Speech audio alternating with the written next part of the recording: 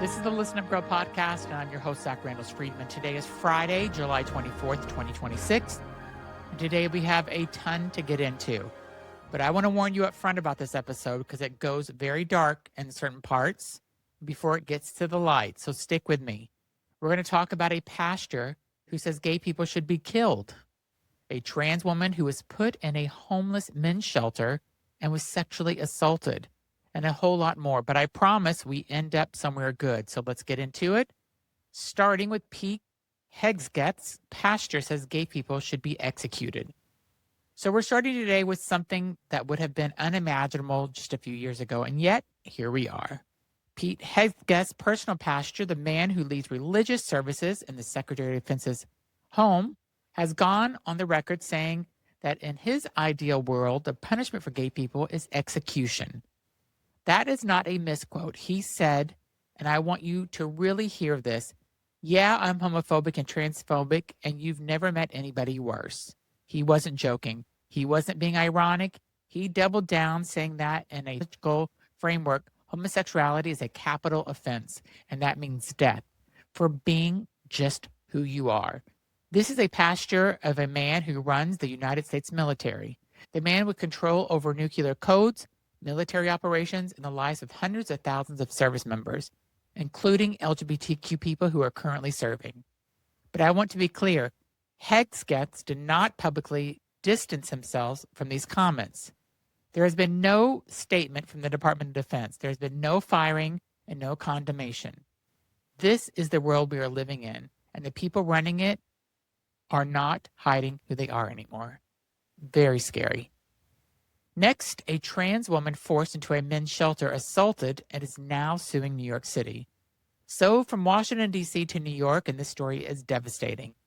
A houseless trans woman in New York City has filed a lawsuit against the city after she says she was forced into a men's homeless shelter and she was sexually assaulted there. She told authorities she needed safe housing. She identified herself as a transgender woman, and rather than place her in a shelter that matched her gender identity, she was told she would need to be at least 1 year into hormone therapy to be housed as a woman. 1 year into hormone therapy as a requirement for basic safe housing shelter. She was placed in a men's facility. She was sexually assaulted, and now she's suing New York City because no one should have to survive what she has survived just to have a roof over their head. This is not hypothetical. This is not worst case scenario. This is what happens when bureaucracy decides that paperwork matters more than safety. Policies that exclude trans people from gender-affirming shelter placements are not just inconvenient, they are dangerous. They are life-threatening, and when cities fail trans people this profoundly, there has to be consequences. And I am rooting for her very hard because nobody should have to go through this. Our next story is Netherlands. Gender-affirming care for trans youth is morally urgent. So let's take a breath and go international, because in the middle of everything happening here in the United States, the Netherlands just reminded the world what it looks like when the government actually looks at evidence. A major Dutch government review on gender-affirming care for transgender youth has concluded that the care is, and these are the words, morally urgent. The review acknowledged that some of the long-term risks of gender-affirming care remain uncertain, but the researchers found that the sort of harm of withholding care are extremely well documented. The anxiety, the depression, the suicidal ideation, the damage done when trans youth are told to wait, to doubt themselves, to be denied the care they need while their bodies change in the ways that they feel are deeply wrong. The conclusion was clear. The risk of doing nothing is greater than the risk of providing care.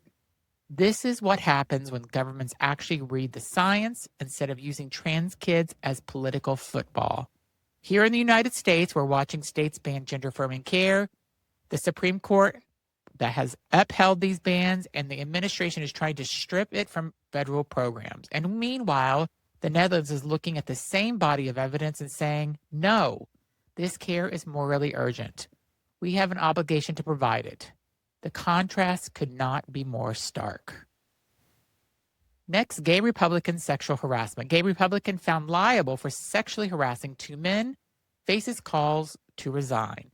Now, this story is about accountability, and this is also a story about a particular whiplash watching a gay Republican be held to standards his own party spent years trying to erase. A gay Republican elected has been found legally liable for sexually harassing two separate men. A jury found in favor of the plaintiffs and is now facing calls to resign from office.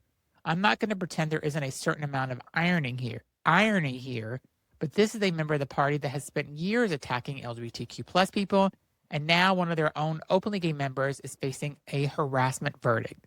But let me be clear here. Being LGBTQ plus doesn't make you immune to abusing your power. Sexual harassment is sexual harassment. It doesn't matter whether you identify it or not. What accountability doesn't get suspended because you happen to be part of a marginalized group. The calls for resignation are appropriate. The legal finding stands. And frankly, in a moment when so many powerful people face zero consequences, it's worth noting that sometimes the system does work. Next, Boebert's trans military ban blocked by House Democrats. So we needed some good news, and here it is. Lauren Boebert introduced a bill into the House that would have codified a full ban of transgender people serving in the United States military. There wasn't a hearing, it wasn't a talking point, and she put it in writing and brought it to a vote. The House Democrats united and stopped her. Every single Democrat voted against the measure. The bill did not advance. Now, let's be real. The orange convicted felon has already imposed a trans military ban through executive action.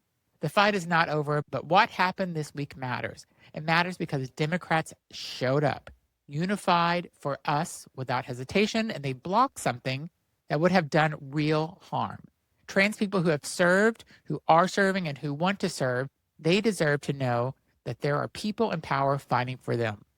And this week, there were. That's worth celebrating even as we keep fighting. Our next story is trans mom goes viral doing Tucker Carlson impression to fund her own surgery.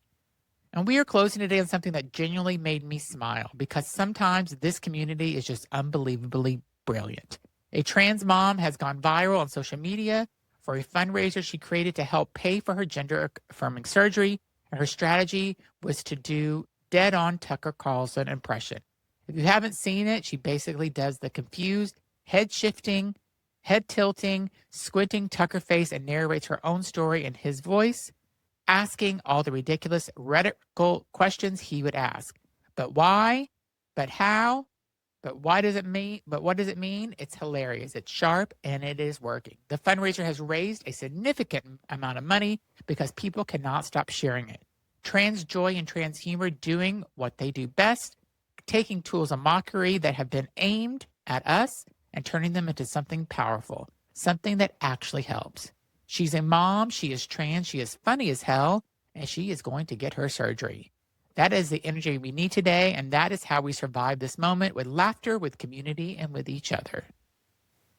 What a great way to end today's news podcast. So this is Listen Up Girl for Friday, July 24th. If this show moved you, share it with someone who needs to hear it. Follow and subscribe wherever you get your podcasts. And if you have a minute, leave a rating and a review. It genuinely helps more people find the show. You can find me on Instagram and YouTube at The Real Zach R.E. and visit listenupgirl.com for every episode. I'll be back tomorrow with more LGBTQ plus news. Thanks for listening.